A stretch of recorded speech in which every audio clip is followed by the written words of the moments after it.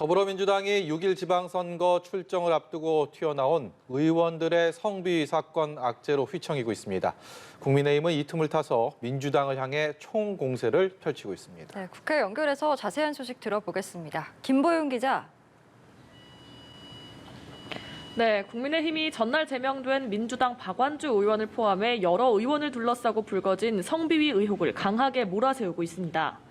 국민의힘은 그동안 윤석열 정부 내각 후보자들의 도덕성을 문제 삼으며 인준을 밀어온 민주당을 궁지에 몰아넣고 그 반사 이익으로 지방선거에서 표심을 선점하려는 것으로 보이는데요. 국민의힘 양금희 원내대변인은 민주당과 박완주 의원은 꼬리 자르기 제명과 보여주기식 사과로 사건을 덮었다며 국민의힘은 피해자 중심주의에서 피해자를 보호하겠다고 강조했습니다.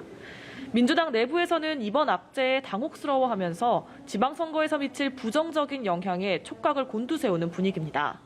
다만 여당의 공세가 거세지자 국민의힘 이준석 대표의 성상납 의혹을 고리로 반격에 나서기도 했는데요.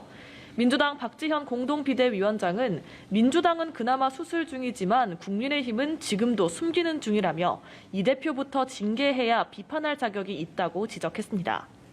여당은 민주당을 향한 여론이 악화한 지금이 내각 후보자들에 대한 야당 동의를 압박할 수 있는 적기로 보고 있습니다. 어제까지 사흘간 진행된 여론조사에서 국민의힘 지지율은 전주보다 5%포인트 올라 7년 6개월 만에 최고치를 기록한 반면 민주당은 일주일 만에 10%포인트가 빠졌는데요. 권성동 원내대표는 그렇잖아도 민주당 내의 성범죄 의혹으로 국민의 시선이 곱지 않다면서 민주당은 한덕수 국무총리 인준 표결을 위한 본회의 소집에 협조해야 한다고 압박했습니다. 네, 김보윤 기자, 6일 지방선거 소식도 궁금한데요. 일단 윤석열 대통령이 국민의힘 이준석 대표와 회동을 시작했죠.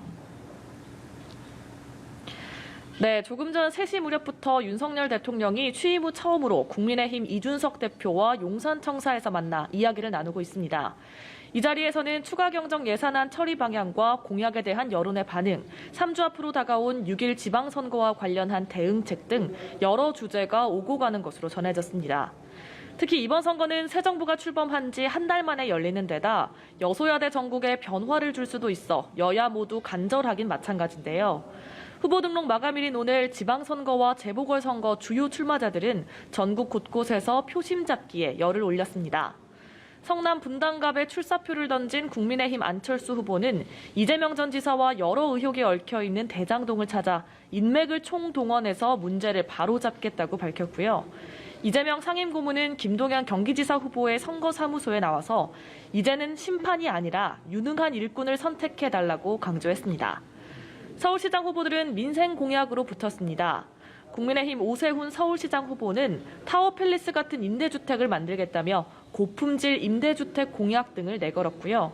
민주당 송영길 후보는 골목 상권 회복을 위해서 1조 원 규모의 서울사랑 상품권을 2배로 늘려 2조 원 규모를 편성하겠다고 약속했습니다. 지금까지 국회에서 전해드렸습니다.